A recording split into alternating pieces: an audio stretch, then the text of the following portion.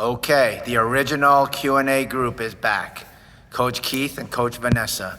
So, we'll start with an easy one. Is it recommended that male jiu-jitsu students wear a cup? Does that recommendation change if it's gi, no gi, training, or competition? Yeah, I think I will handle that, that one. I recommend that they do not wear a cup, and I will give kind of some of the reasons why. So, one, IBJJF and most of the main tournaments don't allow you to, although some of the lesser tournaments do. The cup makes it harder to escape an armbar, and they consider it like extra leverage, so they don't allow you to do it. I strongly believe that you should kind of train for the competition that you're doing, and since that most of them do not allow you to wear the cup, I think that it's good to practice that way. I will also say, oddly enough, because when I was a white belt, I did wear a cup for a short period of time, and every time I put that cup in, it was like a magnet. I kept getting popped. I was like, oh, every time I stopped wearing it, I stopped getting hit. It's like magic. But I don't know if that was just my dumb luck or whatever, but the cup didn't really save me very much. It still hurt really bad, and I stopped getting hit. I know as you get more technical, you won't get really hit there as much anyway, although occasionally will happen, and that sucks, but I think that you should practice for the tournament that you're going to be in, and you will learn to move in a way that will protect yourself. Okay, so you're talking about jiu-jitsu, right? Correct. Okay, grappling. Clearly MMA, you do wear a cup, so you should gear up how you're gonna do for that. But any kind of grappling, no gi, I consider. I don't think that you should wear a cup. Okay. This is an interesting question. Any thoughts on jiu-jitsu instructors who are angry at students for not spending money for them? Hi 88, this is an issue that I had from the previous gym. Love training here at 88. Anyhow, one day my instructor lined everybody up at the end of class like usual. He pulls out his DVD set that he made for everyone. What threw everyone off was that he not only advertised his instruction video, but criticized students for not spending their money wisely. His words were, "How come you guys have money to buy new expensive gis and new Jordans, but wouldn't spend money on private lessons and instruction videos? I know you would spend $300 on Jordans, but you guys don't ask for $150 private lessons, which are cheaper. How come you guys don't want to support your own professor?" He continued for 10 to 15 minutes ranting at us. I never bought the video, but I did feel bad for him and planned on purchasing stuff to support him, but I was angry at the fact that despite his lack of money rant, a few months later, he got himself a new bike and a new house to relocate. Any thoughts on instructors who are behaving in this way? You want to start or you want to? I mean, so there's some interesting points in there where, I mean, we've said it ourselves where, I mean, we have in the kids competition booklet, we tell the parents, what's the cost of certain things? What's the cost of a new phone? What's the cost of, the battle pass every month? What's the cost of the nice new shoes versus, what you're gonna have to pay for traveling for the tournament, going to the tournament, private lessons, even just tuition, small things that can help the kids, notebooks, more equipment. So there are some valid points in there, but I would say I would also be off-put depending on how he was saying it. So the way the question is phrased is sounding like he was attacking, but I mean, he makes valid points if he's not really attacking and he's just bringing up a point. So I would say there's some valid points in there. As far as his lack of money rant, I don't know if he was specifically saying he was lacking money. I think his point was more trying to get you guys to understand where to spend the money, but I understand that it's off-putting depending on how he said it. There's different tones and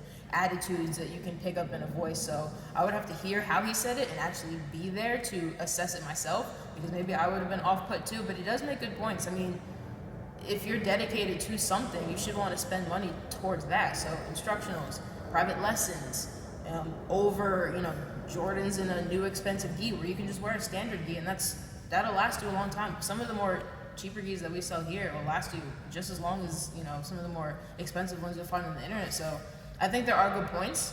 I don't know if he should be dictating how you spend your money, if that's how you felt, but I do think he brings a good point just for you to think about where you're spending your money and what, if you want to be good at jiu-jitsu, you should spend money towards jiu-jitsu.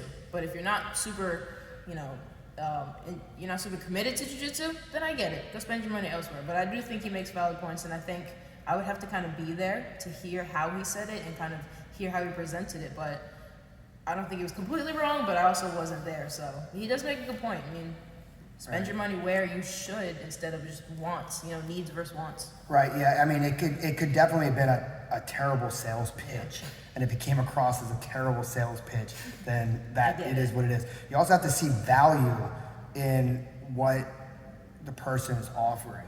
So I don't know if you saw value in what they were giving you. If it wasn't like, it didn't seem like you really needed it or whatever, but there are a lot of things that the coach will tell you that are valuable to your jiu-jitsu or your jiu-jitsu or MMA or whatever the thing is you're doing, your progression. And so you will get better if you're paying for private lessons, usually, right? You will get better usually if you're buying instructionals. You will usually get better if you're competing more.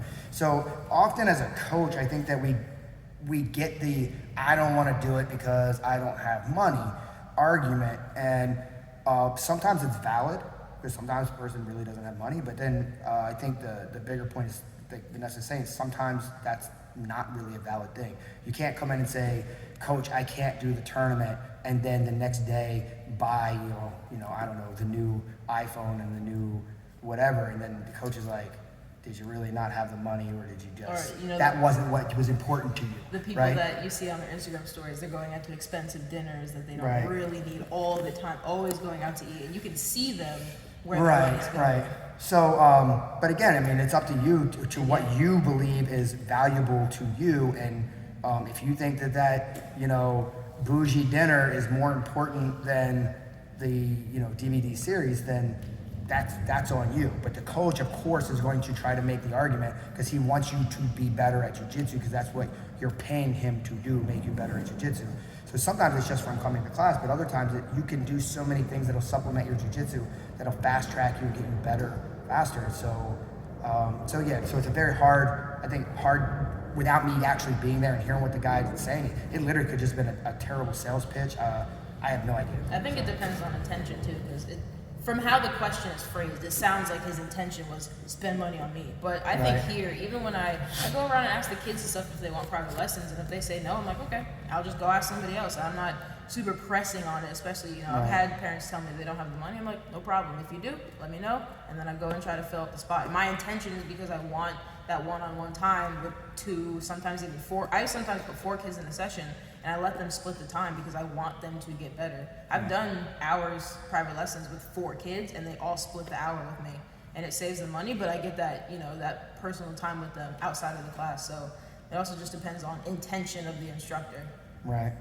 I guess you guys are pointing out that how the message is delivered is sometimes different than the message itself. So you might have to judge those two things separately, right?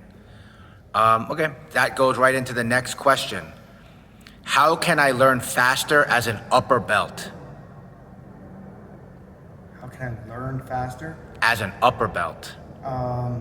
First recognizing that the higher in belt you are, almost I guess the less you have to learn, and it becomes smaller percentage. So from white to blue, you're learning a certain amount of percent of jiu-jitsu. You just have to learn how to, fundamentals. When you're at blue belt, that's when you start to learn how to specialize. At purple belt, that's when I had this conversation last night. I said at purple belt is usually when you have to work on that third thing you're not good at. So I see it as guard, passing, and takedowns, and for me it was takedowns. So at purple belt, I had to really focus on my third weakest spot, and at brown belt, it was raising all those to a certain level. And the way that I did that was really just asking questions of what I should be doing, asking for guidance, and then personal accountability as far as I know what my weak spots are, so it was either am I going to avoid those, or am I going to actively ask questions and be uncomfortable and have to learn that. So as an upper belt, you really have to get more uncomfortable and work on the things you know you're not good at. I guess if you're talking technical,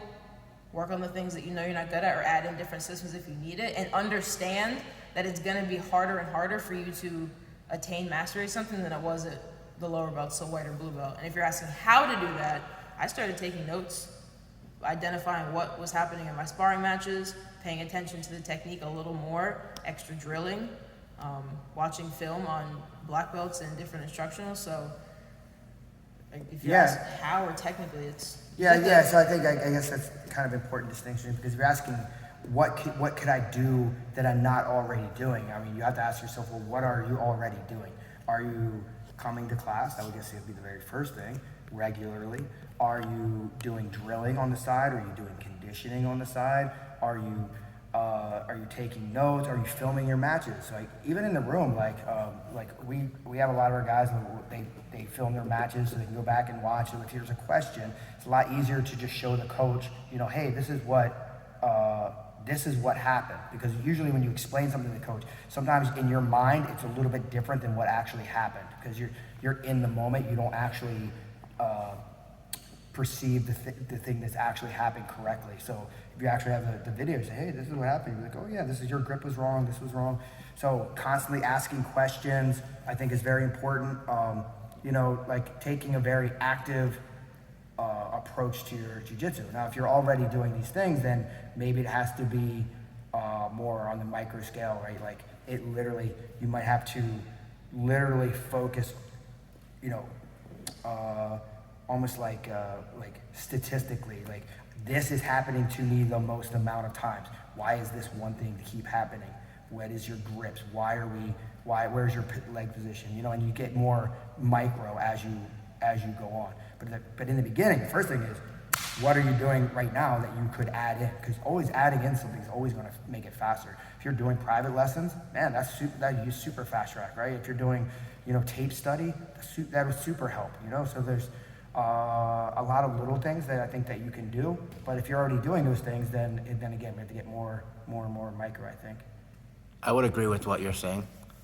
I think that, especially at upper belt, what people dislike is that they dislike having to make a behavioral change to make an improvement. They want it to be a mental change. Like, hey, let me think about this differently. And it's really hard to create that mental change without the behavioral change.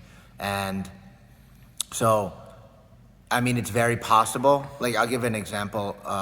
Maybe you have a person and they train like 2 days a week in the advanced class and then 1 day a week in the fundamentals. And that's gonna work like white belt, blue belt. Mm-hmm. And then if they wanna go purple belt, brown belt, that fundamentals class might have to go, because it just might not be appropriate at that time for what you need.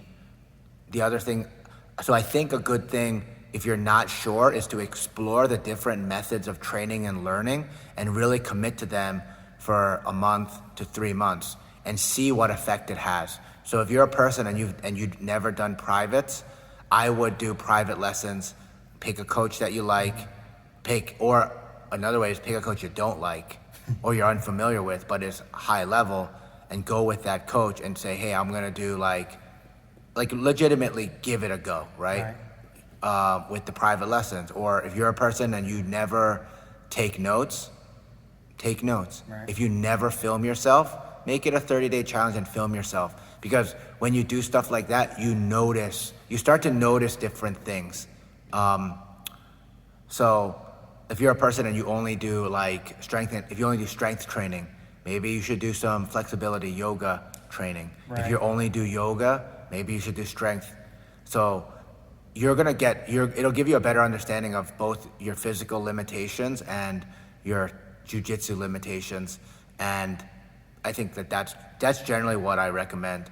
And just to go off of that, what you were saying, Keith, one thing that I think Vannessa said it, is that as you become an upper belt, what you have to fix becomes smaller. Right. It's all about precision.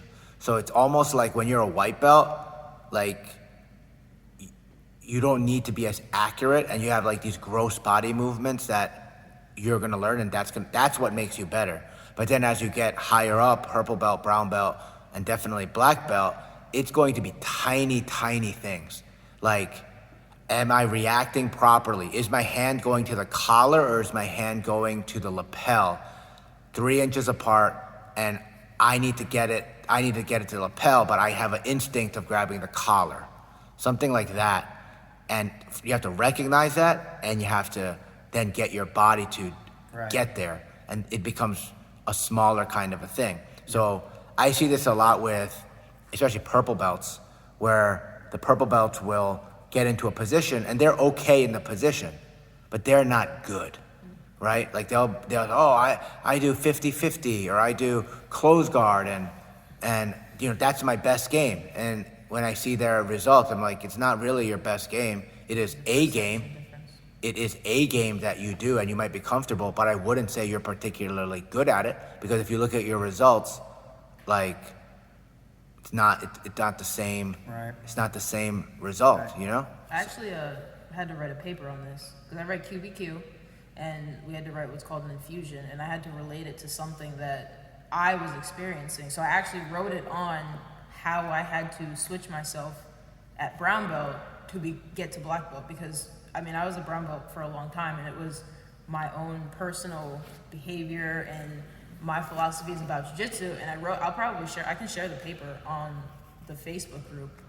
And basically, I was saying everything we're saying. I was like, I recognized that all the transitions were small. And in the paper, I literally said, your hand might be 1 inch off, and the coach might not catch that. That's something that maybe you have to realize unless you go to the coach and ask him, and then he can see it. But the coach's eyes are wandering. He's not going to know your hand is 1 inch off, which makes a difference. So it's a lot of personal accountability and figuring out what you need, but the coach is still there. But normally the coach's focus is going to be on the lower belts that are growing up because they need that, whereas you're not going to be left on your own, but you have to take charge of your own training. And anytime you ask a question, an upper belt asks a question, it gets answered, So I did write a paper, so I'll share that, about my struggles and how I had to change the behavior and how I had to really take accountability for my training. And even my drilling has changed a little bit. I'll still do the drilling sessions where I'll do just one move for 5 minutes, and then sometimes I'll experiment with something. So I was going over reverse del hiva passing. I was like, if I put my hand here, what's gonna happen?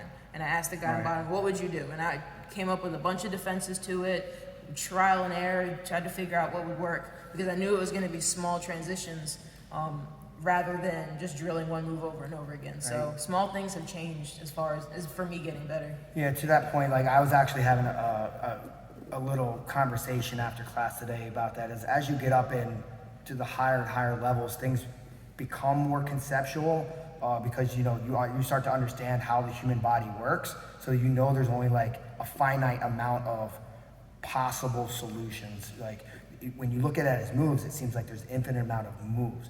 But like if a guy's turning up on some way off of a sweep, he can only come up with certain body parts. So sometimes you're just grabbing the elbow, or sometimes you're just grabbing the leg. And once you start to understand that, and that comes more and more as you go up, then you can do like Vannessa. You can start to figure out like, okay, well now I know if I grab here, this could happen. What if I grab here? Because you can start to figure it out, because there's the human body. Is mechanically can only do so much. But that's why as you get up higher and higher and higher, those things become super small, because you start to realize a lot of more conceptual, but that's very hard to teach early on. So yes, it's hard to teach it for sure. Right. And I would say it's sort of like how accurate do you have to be. So as you get higher and higher, it's like like the, what do they call, like sigmas? So like if you're a spaceship designer, you need everything to be like 6 sigma accuracy. Right, maybe more, I don't know. But like if you're like, I don't know, like if you're a kid's wagon maker, then you just need everything to be like 1 sigma. Yeah. All right. Okay. Next question. What are things I can do to make BJJ something that is long-term and sustainable? So I think that, there's a lot of ways to look at that. So there's a lot of things that can take you out. So you would say there's like a physical thing, or you want to have injury prevention. I think that conditioning is very good for that. If you condition your body, you will be less injury prone, and injuries can take you out. I think there's a financial element, right? Like I would say try not to overextend yourself in life, right? Because bad things will happen, and if bad things happen and you are overextended, you will make it very hard for you to do jiu-jitsu, considering that jiu-jitsu, although we like to think that it's our life, there are a few things that are more important, like where do I live? what do I eat? So you don't want to be overextended. And then I think that, there are training aspects of it too. You want to make sure you develop like really good habits, you coming in, people holding you accountable for what you're doing. I think that's one of the really nice things about jiu-jitsu actually, because when you become friends with people within the gym or within the community, they kind of hold you accountable because they're like, hey, where were you? Hey, and then you're always like, oh, and it makes you kind of come back in. It's not like when you go to the gym and you're just working out by yourself and, there's no one holding you accountable and then everybody falls off. So I think those are some really good starting points. There's also like, jumps. We were talking a little bit about this before, and there's like jumps within belts that make each belt harder and harder and harder to do. For me, I actually think that purple belt is a really, really hard one, because at white, if you're really good at one thing, pretty good white belt. Blue belt, if you're really, really good at one thing and you can kind of counter some stuff, you're pretty good blue belt, right? But to be a good purple belt, kind of got to be good at a lot of different things. And that's where the thing, instead of building the building tall, you have to build the building wide and keep that foundation going wider. And I think that's why the jump starts to get pretty difficult, and it can be pretty daunting, I think. And just so you get a lot of drop off at blue belt, like the blue belt curse, they call it, where they feel like they can't make it to that jump. So you want to do all those things that we talked about in the last question. You want to make sure that you're doing everything that you can to make sure that progression is going as fast and smooth as possible to keep you in it. So I think those are my pretty much the things that I would say is stay healthy, right? Eat right, conditioning. Keep your financial order in check, right? And then be involved in the jiu-jitsu community, and then do everything you can to keep that progression going. I would say find a reason why you like it. So I sometimes will ask people if I feel them start to drop off, or I just ask them, like, why do you like jiu-jitsu? And I hear, oh, I just like it. Oh, it's just fun.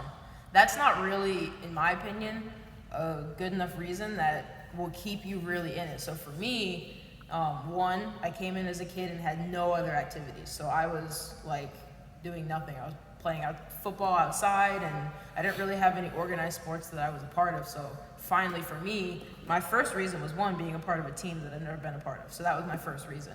Then I started to teach the kids. Now I'm like, okay, I feel like I'm a pretty good kids instructor, and I like it, I'm good at it. So that's my second reason. And my third reason is I really enjoy competing, because it makes me push myself, it makes me hold myself accountable, and the trips are just a lot of fun. So me right there, I have three huge reasons. One, I love being a part of a team, and specifically this team. Two, I found a passion in teaching the kids. So, a lot of people helped me coming up, so now it's nice that I get to give back.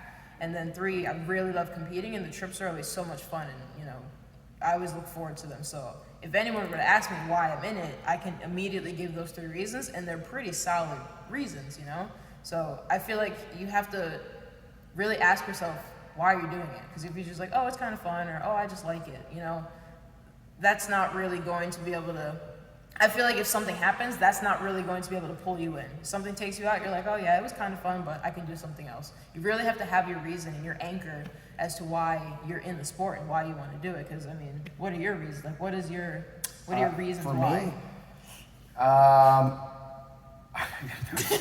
Me, put me on the spot, but there were a whole lot of reasons early on why I started. Originally I started because I was literally just looking for something to get in shape. Like I literally was just looking for a gym, right? But I would try running and I would get bored. I would try going to the gym and I would just fall off. And so I thought I always kind of wanted to do jiu-jitsu just from being like kind of watching UFC and stuff like that. And when I had the opportunity, I came in.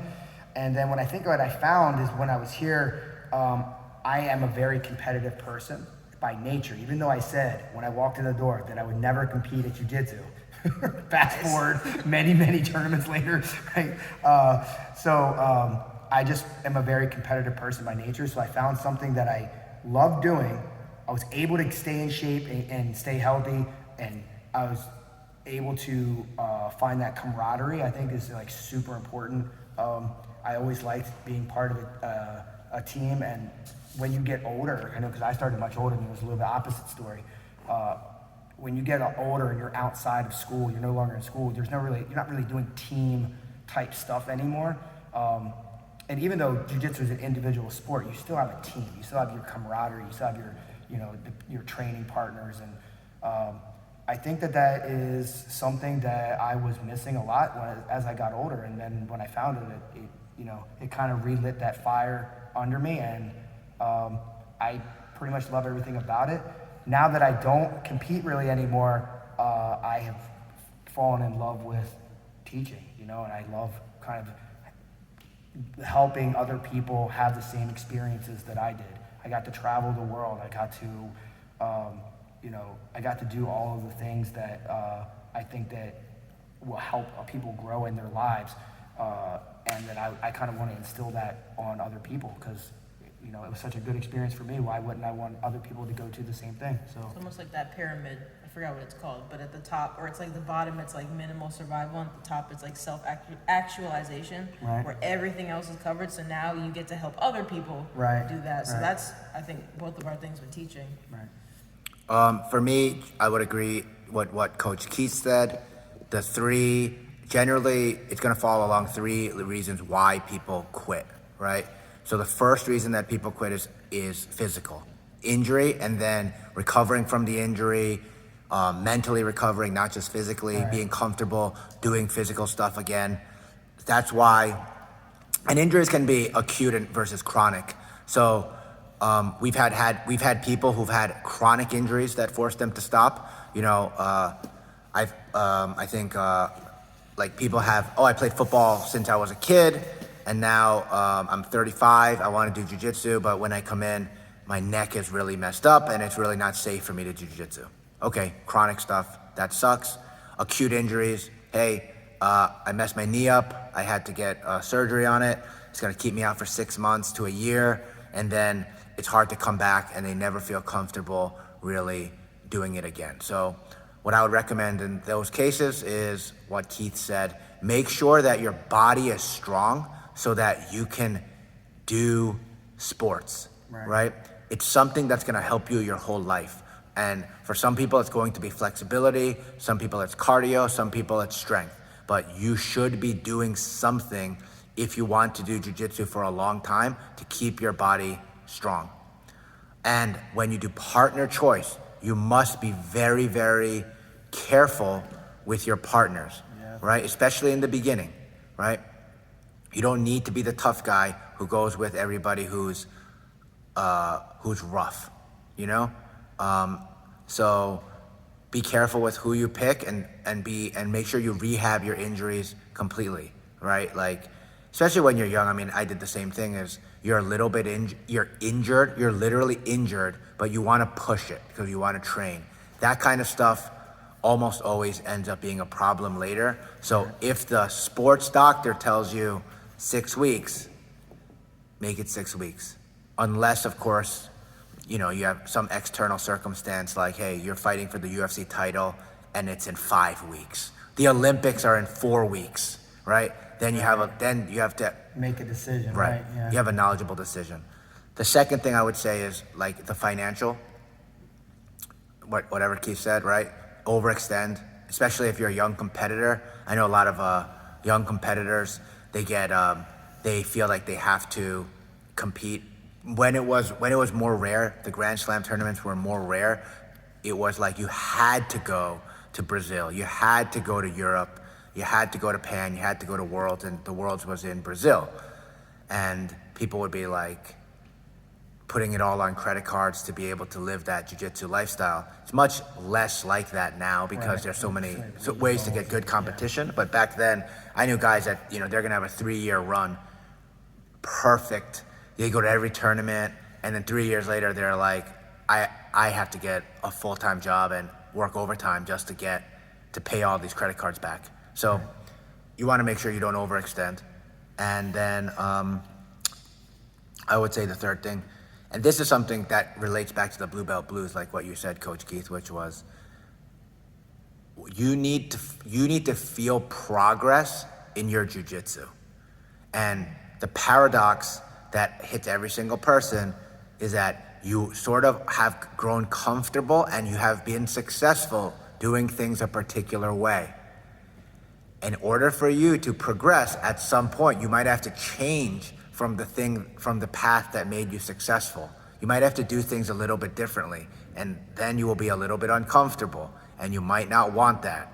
But if you don't do that, you will find a sense of feeling a lack of progress. You'll feel a lack of progress because you're just trying to do things one way, and that way doesn't work. Right. So you want to make sure that you're constantly having that feeling of progression. To add to that, I would say, also sometimes in the room, you feel like you're not getting better because everybody in the room is getting better. So, I love this thing. Julius told me this thing a long time ago, and I probably tell this way too much, but there's this thing called the Red Queen hypothesis or philosophy or something like that. And basically, the thing is, if everybody is getting better at the same rate, you never feel like you're getting better. The reason is, the guys that were already beating you are still beating you. The guys that you were beating, you're still beating. It's the same, right? So you kind of always have to think, what can I do more than the other guy? And when you do more than the other guy, that's when you say, oh, I got a level jump.